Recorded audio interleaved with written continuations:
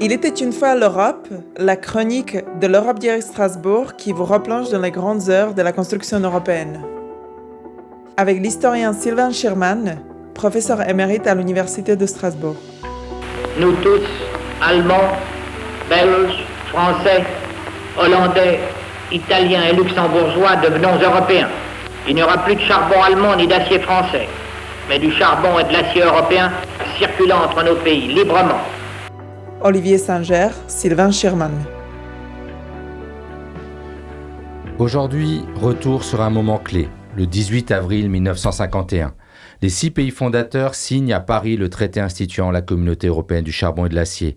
On est moins d'un an après la déclaration Schuman. Sylvain Schirman, comment passe-t-on de cette idée audacieuse à un traité international en bonne et due forme ? À travers une conférence que Schuman convoque à Paris le 20 juin 1950 pour discuter avec les 5 autres partenaires de la France de ce projet de communauté du charbon et de l'acier. Il faut dire que les discussions sont difficiles. Il y a des oppositions entre les 6 pays sur la méthode.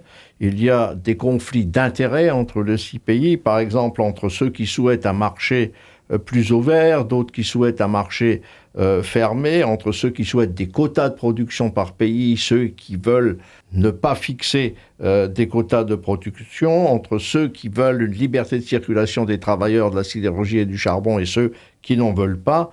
Tout cela interfère et explique la longueur des discussions.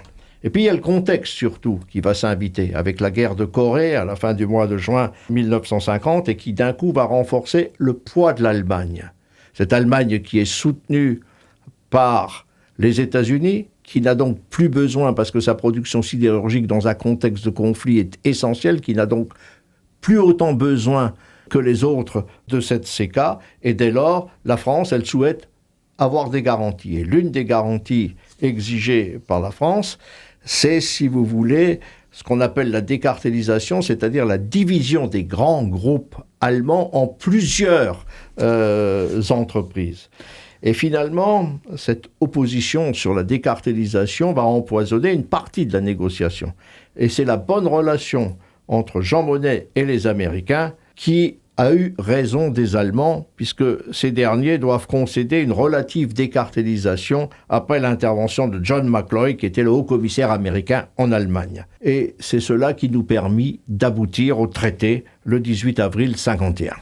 Mais ce traité, ce n'est pas seulement un accord économique. Ce qui frappe, c'est l'originalité de ces institutions. Sylvain Schirman, c'est là que se dessine la future méthode communautaire ? En fait, l'architecture institutionnelle de la CE par la suite et de l'Union européenne s'inspire de l'architecture institutionnelle mise en place pour la CK. Un exécutif avec une haute autorité et un conseil des ministres, un législatif avec une assemblée commune, une cour de justice et enfin un comité consultatif, sorte de comité économique et social. Cette architecture est la base de tout le développement de la construction européenne. Mais il faut dire aussi, il y a d'autres éléments que l'on peut mettre en avant. Par exemple, les processus de ratification de ces traités sont difficiles. Il y a certains pays où ça passe très bien. Il y a d'autres pays, comme la France, qui déjà sur la CK a plus de mal à ratifier que ses voisins. Et puis, là aussi, constante sur la longue durée, la bataille du siège. Chaque pays avait sa ville candidate. Strasbourg, Liège, La Haye, Turin. Et Schuman proposa alors d'en sortir par le haut avec Saarbrück et l'idée d'un district européen en Sarre, puisque la Sarre avait un statut spécial à l'époque. Mais là aussi, on se heurte au refus d'Adenauer, ce qui fait qu'en fait, on opte de façon provisoire pour fixer le siège de la haute autorité, de la Cour de justice, du secrétariat de l'Assemblée commune à Luxembourg. Et on décide, à titre provisoire aussi, d'installer l'Assemblée commune à Strasbourg, dans l'espoir aussi qu'elle travaille avec l'Assemblée du Conseil de l'Europe. Merci Sylvain Schirman. La création de la Communauté européenne du charbon et de l'acier marquait déjà un tournant historique.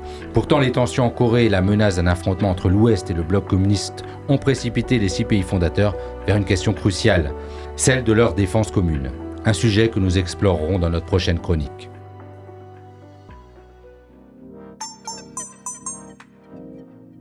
Il était une fois l'Europe, une chronique de l'Europe Direct Strasbourg réalisée par Olivier Singer.